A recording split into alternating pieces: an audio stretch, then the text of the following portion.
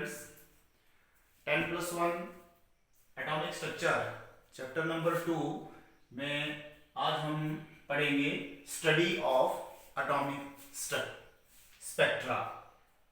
Study of atomic spectra means atom के spectra की study, उसके बारे में हम थोड़ा डिस्कस करेंगे। हमने पीछे इलेक्ट्रोमैग्नेटिक रेडिएशंस के बारे में पढ़ा था कि इलेक्ट्रोमैग्नेटिक रेडिएशंस जो होती हैं डिफरेंट वेवलेंथ्स और डिफरेंट फ्रीक्वेंसीज की होती हैं, तो उनको जो एनालाइज करना है, उनको एनालाइज जो करते हैं that is with the help of instrument. That instrument is known as spectroscope. उस इंस्ट्रूमेंट को हम नाम देते हैं स्पेक्ट्रोस्कोप। अब ये जो स्पेक्ट्रोस्कोप होता है, स्पेक्ट्रोस्कोप में टेलीस्कोप लगा होता है। अगर हम टेलीस्कोप की जगह पर फोटोग्राफिक फिल्म का यूज करें, टेलीस्कोप की जगह फोटोग्राफिक फिल्म का यूज करें, then that instrument is called spectrograph.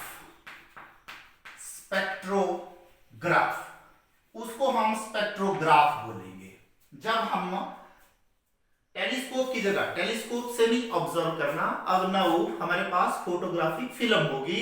Photographic film में उन डिफरेंट रेडिएशंस को हमने स्टडी करना, तो उसको हम स्पेक्ट्रोग्राफ बोलते हैं। अब ये जो इसका पैटर्न होता है, इनका जो पैटर्न होगा, डिफरेंट रेडिएशंस का जो पैटर्न आएगा इन स्पेक्ट्रोग्राफ या स्पेक्ट्रोस्कोप में, जो पैटर्न आएगा उस पैटर्न को हम नाम देते हैं स्पेक्ट्रा, या that is called spectrum. So you can से pattern of radiations, pattern of radiations in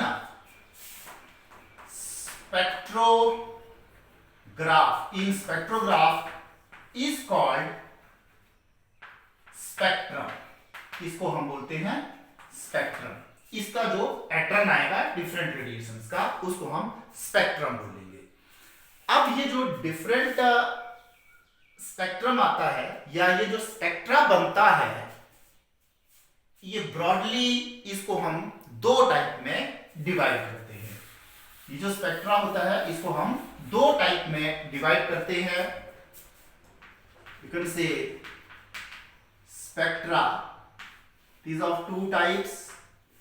One is emission spectra या spectrum, emission spectra, और दूसरा होता है absorption spectra, absorption spectra। अब देखिए, जो एमिशन स्पेक्ट्रा होता है, एमिशन स्पेक्ट्रा में क्या होता है? एमिशन स्पेक्ट्रा में हम किसी सोर्स से लाइट लेंगे, लाइट रेडिएशन किसी भी सोर्स से मिल सकती है, that is pass through the prism and then analysed with the help of spectrograph या analysed on the photographic film. ये होता है एमिशन स्पेक्ट्रा। एमिशन स्पेक्ट्रा में क्या करेंगे? यू कैन से light radiations from any source अभी बताता हूं कि कौन कौन से सोर्स हम ले सकते हैं। Light radiations from any source pass through prism and then analyzed on photographic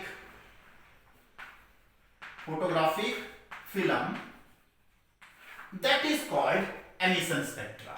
उसको हम emission spectra बोलते हैं। अब ये जो सोर्स ऑफ लाइट होती है, ये सोर्स ऑफ लाइट सन की भी हो सकती है। You can say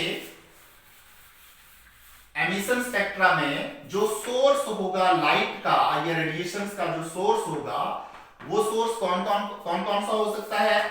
number 1 sunlight, number 2 electric discharge,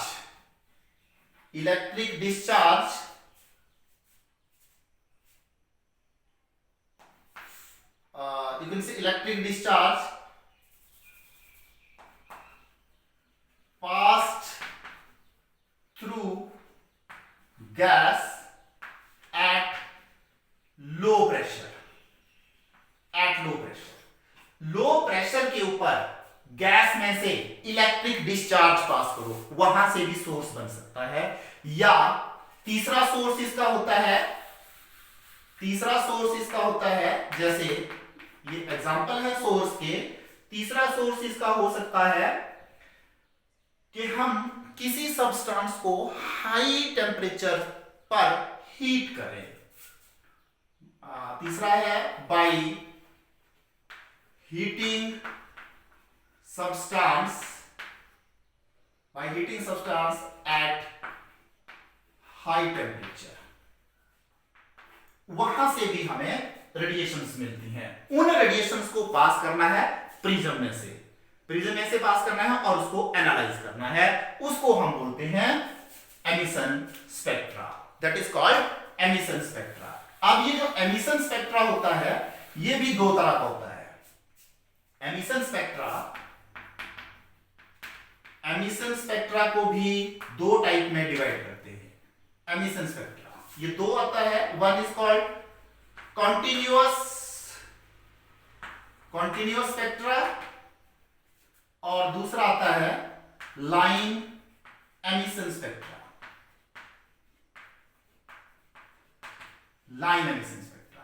अब ये क्या होते हैं? दो।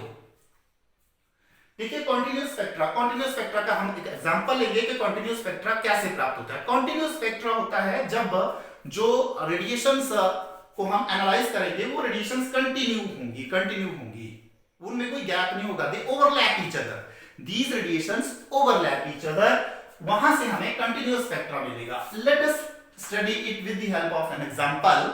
हम सोर्स ले रहे सन, ये मींस ये सोर्स ले लिया sunlight. When this sunlight is pass through a slit, ये स्लिट है, स्लिट में से पास करेंगे और इसको हम प्रिज्म, यही बोला हमने कि प्रिज्म के ऊपर इसको डालना है। जब ये प्रिज्म के ऊपर लाइट ऐसे पड़ेगी, जैसे ये लाइट यहां पर पड़ रही है, तो ये 7 कलर्स में डिवाइड हो जाती है। ये आपको पता है कि ये 7 कलर्स व्हाइट लाइट के हमें मिलते हैं, जो सन से हमें व्हाइट लाइट मिलेगी। तो इसको जब हम यहां पर जो हमारे पास फोटोग्राफिक फिल्म होगी या यू कैन से स्पेक्ट्रोग्राफ, उस पर जब हम इसको लेंगे तो यू विल गेट दिस। ये ऐसे हमें 7 कलर मिलेंगे यहां पर। ये फोटोग्राफिक फिल्म है, यहां पर 7 कलर मिलेंगे। वो 7 कलर आपको पता है, विब गयोर, यस, ये and these overlap each other, और ये ओवरलैप होते हैं एक दूसरे के ऊपर, इसलिए इसको हम बोलते हैं कॉन्टिन्यूअस स्पेक्ट्रा। इस तरह के स्पेक्ट्रा को हम कॉन्टिन्यूअस स्पेक्ट्रा बोलते हैं, जिसमें कोई भी रेडिएशंस में कोई गैप नहीं आएगा, दे ओवरलैप ईच अदर। ये एक एग्जांपल दिया कि इस तरह का कंटिन्यूअस स्पेक्ट्रा होता है। अब ये जो व्हाइट लाइट होती है, इसको 7 कलर में जो टूटती है, this is broken into 7 colour, उसको हम बोलते हैं dispersion. The splitting of white light into 7 colours is known as dispersion. तो ये डिस्पर्सन हो रही है, dispersion, splitting of white light into 7 colors is called dispersion।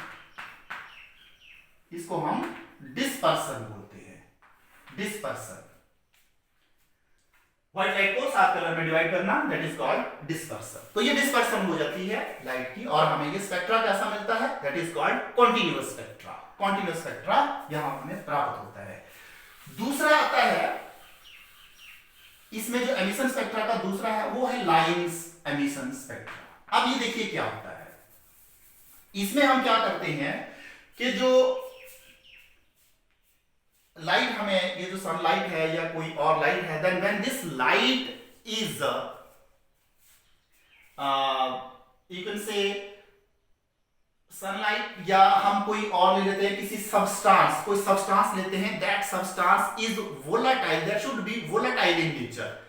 Volatile substance line spectra में, लाइन स्पेक्ट्रा को अंडरस्टैंड करने के लिए वोलेटाइल लेते हैं, नॉट सनलाइट, सनलाइट नहीं, वोलेटाइल कोई सब्सटेंस लेते हैं। तो वोलेटाइल सब्सटेंस से के जो वेपर्स हैं, जब उन वेपर्स को बंसन बर्नर की फ्लेम के ऊपर जब उनको हम ले जाते हैं, तो और वहां से जो रेडिएशंस निकलती हैं, उन रेडिएशंस को जब हम स्पेक्ट्रोग्राफ या यू कैन से फोटोग्राफिक फिल्म में देखते हैं, तो हमें यहां पर डिफरेंट लाइंस मिलती हैं, डिफरेंट कलर्ड लाइंस मिलती हैं, कलर्ड लाइन दिखेंगी, इसलिए हम इसको लाइन एमिशन स्पेक्ट्रा बोलते हैं। और जो वोलेटाइल हमारे पास सब्सटेंस है, उन सब्सटेंस को ये हम उसमें यू कैन से टेस्ट भी करते हैं। डिफरेंट कलर जब आते हैं, जैसे सोडियम के लिए डिफरेंट कलर आएगा, सोडियम आयन का डिफरेंट कलर आता है, पोटेशियम का अलग आता है, तो इस तरह रुबिडियम का अलग कलर आता है। तो इस तरह से हम इनको स्टडी कर सकते हैं with the help of this line emission spectra. So line emission spectra क्या होता है कि you can say vapours of, देखिए इसमें vapours of volatile substance are passed through flame of Bunsen burner, तो वहां से एनर्जी मिलेगी उसको, बर्नर एंड लाइट या radiations emitted,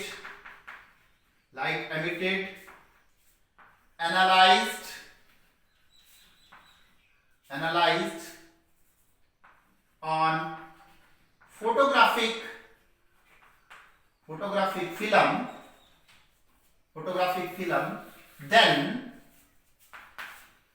then different colored lines obtained, different colored line obtains of different wavelength, उनकी wavelength different होगी। इस तरह से का जो स्पेक्ट्रम बनेगा उसको हम बोलेंगे लाइन एमिशन स्पेक्ट्रा। तो देखिए हम फॉर एग्जांपल हम ले रहे हैं इसके लिए सोडियम का। फॉर एग्जांपल सोडियम के वेपर्स को जब बंसन बर्नर के ऊपर फ्लेम के ऊपर ले जाया जाता है, तो उसमें 2 येलो कलर की लाइन आती है। इन सोडियम प्लस लिख दिया मैंने, सोडियम, क्योंकि ये सॉल्ट जब होगा तो ये किसी के साथ मिलके बनाएगा, इसको मैंने अलग कर लिया, वैसे तो ये सॉल्ट की फॉर्म में होगा, वो सब्सटेंस होगा। सोडियम 2 कलर्ड येलो होती हैं ये 2 coloured lines of wavelength 589 nanometre and 589.6 nanometre are octet.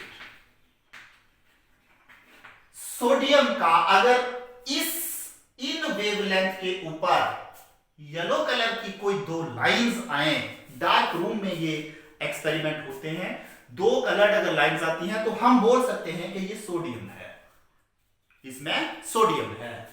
तो ये मतलब डिफरेंट सब्सटेंस के लिए ये डिफरेंट लाइंस आती हैं, सेम नहीं आती, डिफरेंट लाइंस आती हैं और उनको हम एनालाइज कर सकते हैं कि ये कौन सा सब्सटेंस है और इस सब्सटेंस में क्या है। So this is line emission spectra, line emission spectra. अब जो दूसरा था हमारे पास वो है absorption spectra. Absorption spectra, absorption spectra में क्या होता है? एब्जॉर्प्शन स्पेक्ट्रा में जो व्हाइट लाइट होती है हमारे पास, व्हाइट लाइट सन से या किसी और सोर्स से जो व्हाइट लाइट होगी, उसको जो सब्सटेंस होगा, सब्सटेंस कोई भी जो हमने सब्सटेंस लिया है, सब्सटेंस में से उसको पास करना है एंड देन उसको प्रिज्म के ऊपर डालना है, प्रिज्म के ऊपर फेंकना है। तो प्रिज्म के ऊपर डालने से उसमें क्या होगा कि अब हमें कलर्ड लाइंस नहीं मिलेगी, we will get there dark lines. Coloured lines की जगह डार्क लाइन हमें मिलेगी। तो डार्क लाइन जो हमें मिलती है वो डार्क लाइंस जैसे सोडियम के लिए सेम वेवलेंथ पर मिलेगी। जैसे सोडियम है, जो वेवलेंथ हमने पीछे लाइन एमिशन स्पेक्ट्रा में पढ़ा, वहां पर 589 और 589.6 नैनोमीटर पर वो लाइंस मिली थी, यहां भी वैसी मिलेंगी, पर वो येलो नहीं होंगी, वो येलो नहीं होंगी, that is dark. So you can से एब्जॉर्प्शन स्पेक्ट्रा क्या होता है? एब्जॉर्प्शन स्पेक्ट्रा क्या होता है कि व्हेन white light passed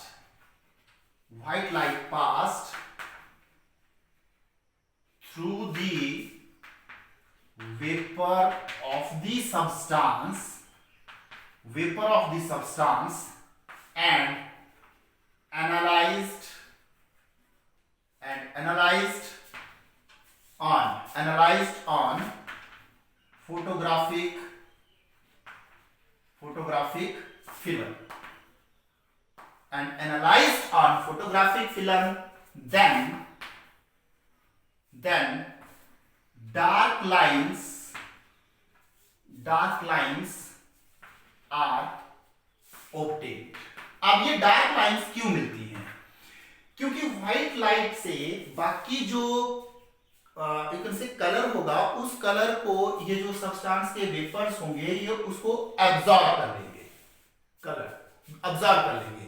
अब जब कलर एब्जॉर्ब कर लिया तो बाकी जो कलर वहां दिखेगा नहीं, तो बाकी जो वहां पर हम उसमें स्पेक्ट्रोग्राफ में उसको ऑब्जर्व करेंगे वो डार्क कलर आएगा, दैट इज डार्क कलर। तो इसको हम बोलते हैं absorption spectra.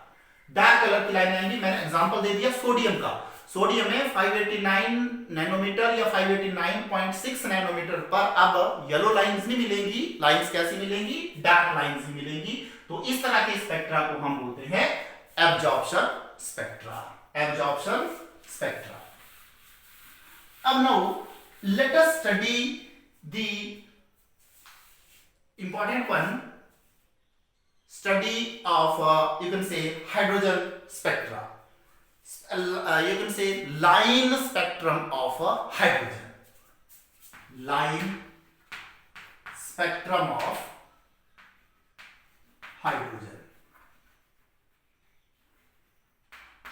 line spectrum of hydrogen। देखिए लाइन स्पेक्ट्रम ऑफ हाइड्रोजन क्या होता है? You can say when electric discharge is passed through the gas of hydrogen,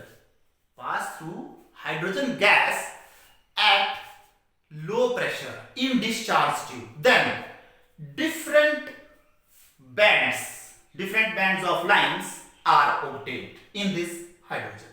hydrogen में डिफरेंट बैंड्स हमें मिलेंगे या डिफरेंट लाइंस हमें मिलेंगी, अलग अलग लाइंस हमें मिलेंगी, 5 तरह की लाइंस हमें मिलेंगी, बैंड बने होंगे उन लाइंस के, उसको वो बोलते हैं line spectrum of a hydrogen. You can से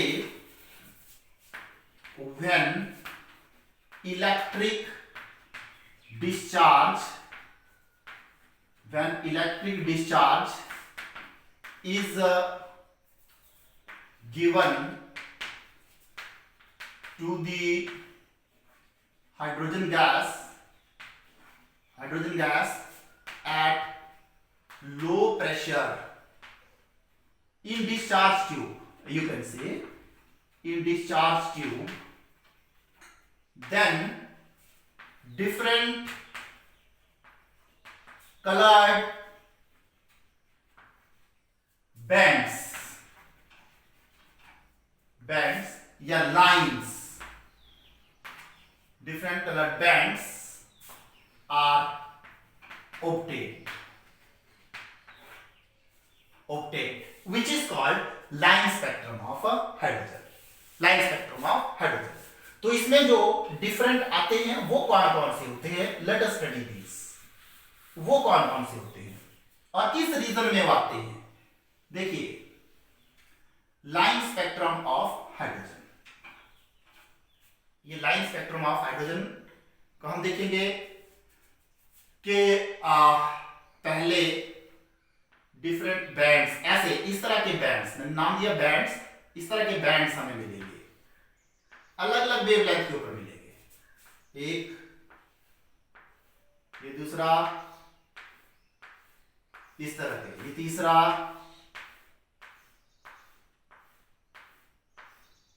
ये चौथा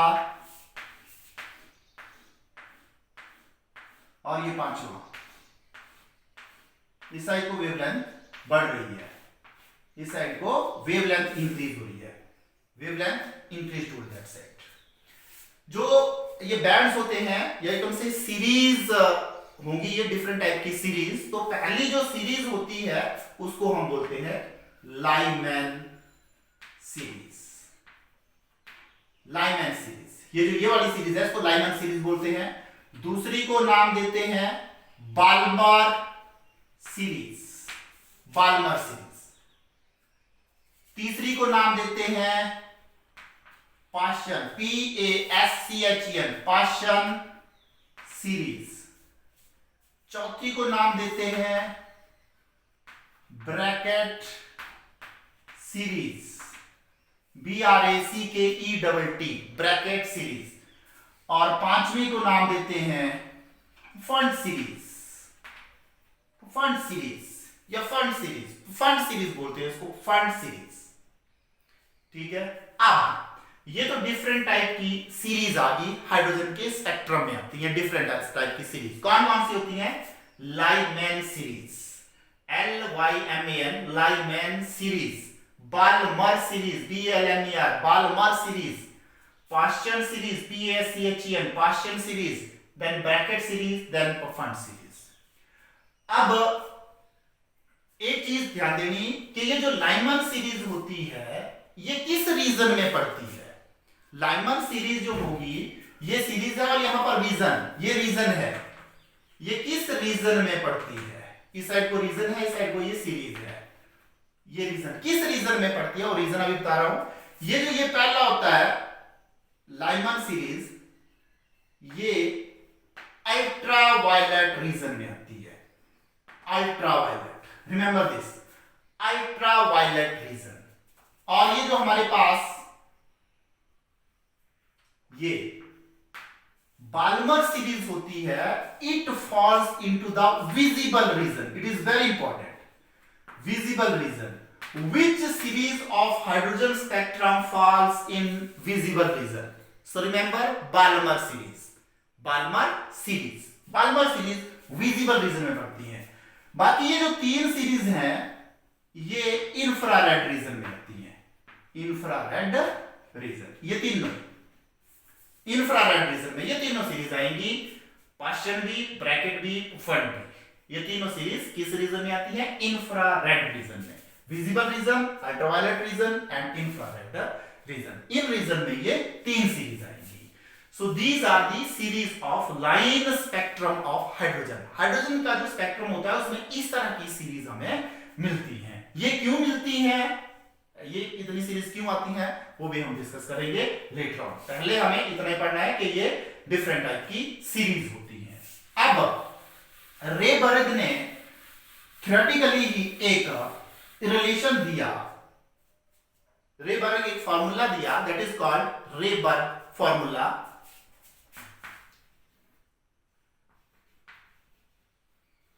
रेबर्ग फॉर्मूला,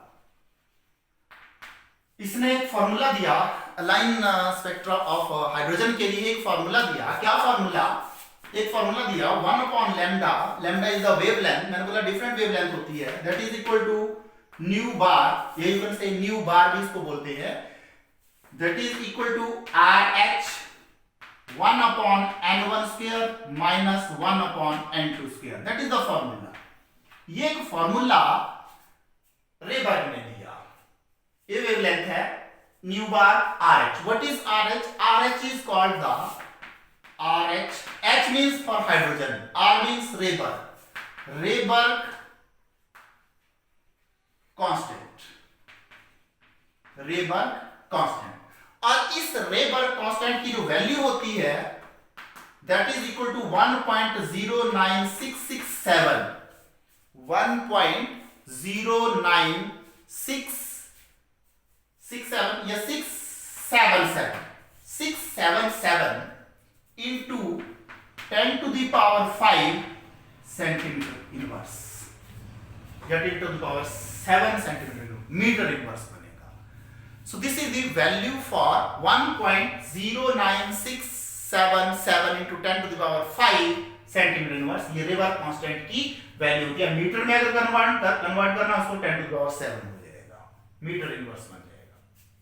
अब यहां पर जो डिफरेंट सीरीज है हमारे पास, डिफरेंट सीरीज है, उन सीरीज के लिए n1 और n2 की वैल्यू क्या होती है? मेडिकल प्रॉब्लम के लिए ये जरूरी होता है।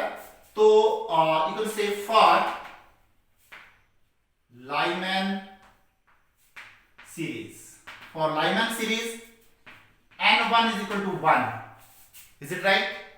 और ये n2 होगा, इसकी वैल्यू होगी 2 3 4 एंड सो ऐसे चलती रहेगी, 2 3 4 5 n2 की वैल्यू कुछ भी हो सकती है।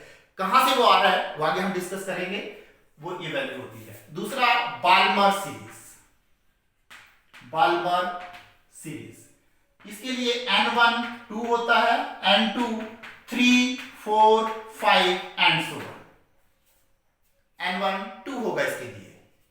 तीसरी होती है पाश्चन सीरीज, इसके लिए n1 3 होता है, n2 4 5 6 एंड सो ऑन, इस तरह से होता है। Remember this. फिर आती है ब्रैकेट सीरीज, इसके लिए n1 की वैल्यू 4, n2 की वैल्यू 5 6 7 एंड सो ऑन। और लास्ट में आती है फंड सीरीज।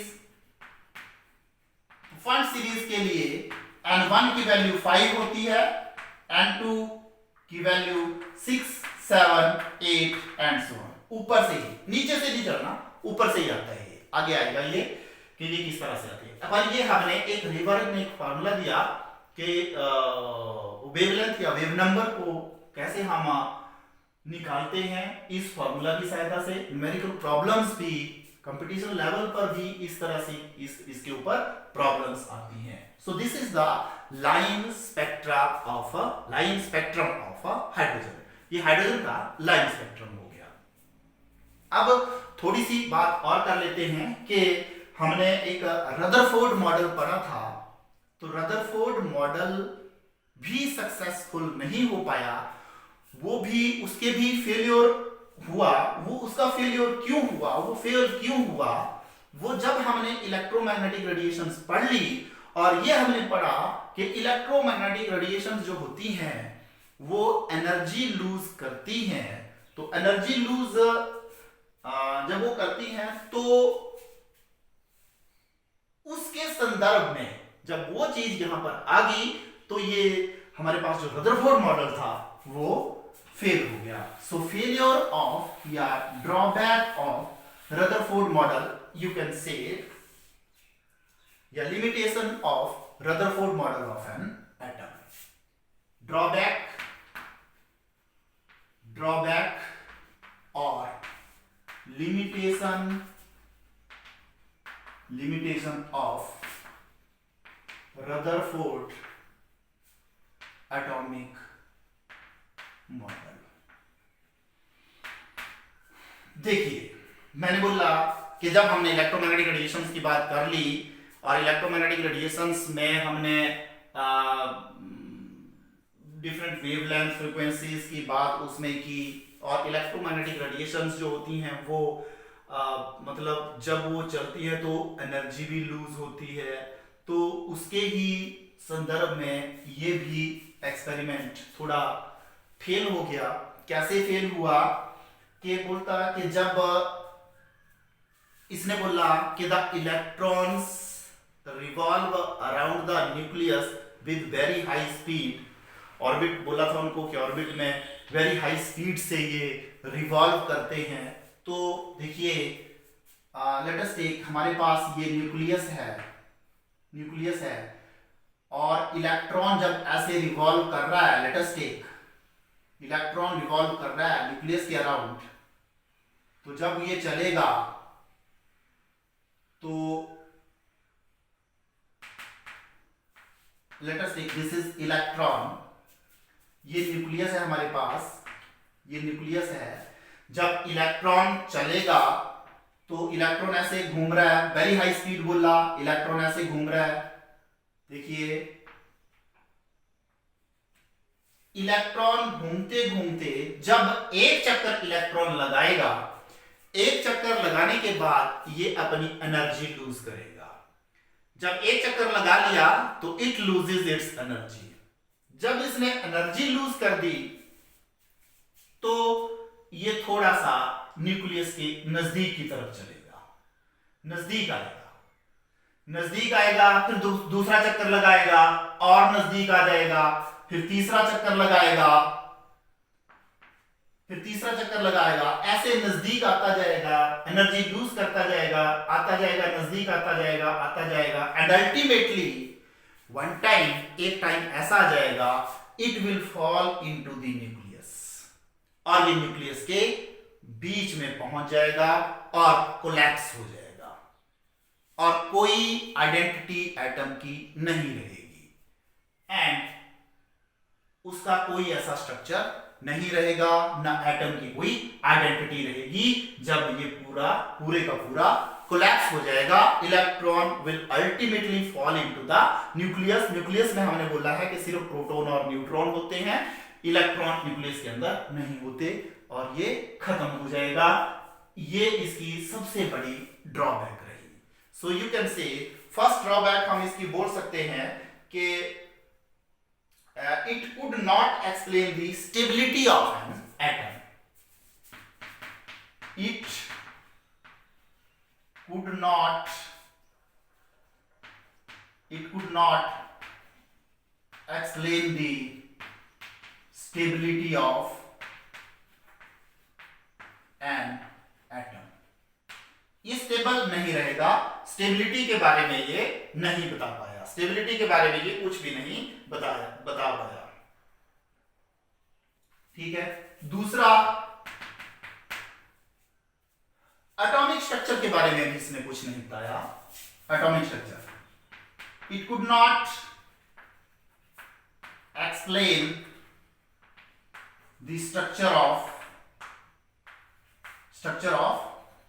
एटम, या एटॉमिक स्ट्रक्चर को भी ये एक्सप्लेन नहीं कर पाया, एटॉमिक स्ट्रक्चर को एक्सप्लेन नहीं कर पाया। और तीसरी बात कि ये जो डिफरेंट से लाइन स्पेक्ट्रम, एटॉमिक स्पेक्ट्रा जो आया उसको भी ये एक्सप्लेन नहीं कर पाया। जो एटॉमिक स्पेक्ट्रा हमने पढ़ा उसको भी it could not explain the atomic spectra. जो एटॉमिक स्पेक्ट्रा हमने अभी पढ़ा उसके बारे में भी इसने कुछ नहीं बताया। तो these are the some limitations of I can say Rutherford model. और इस तरह से रदरफोर्ड मॉडल फेल हो गया। और रदरफोर्ड मॉडल के फेल होने के बाद जो नेक्स्ट मॉडल आएगा that model is a Bohr model. Bohr ने भी मॉडल दिया, उसकी भी कुछ फिर बाद में लिमिटेशंस रही, पर वो थोड़ा सक्सेस रेट उसकी ज्यादा थी बोहर मॉडल की। So it is all about this spectra. इसमें इंपॉर्टेंट है लाइन स्पेक्ट्रा ऑफ हाइड्रोजन।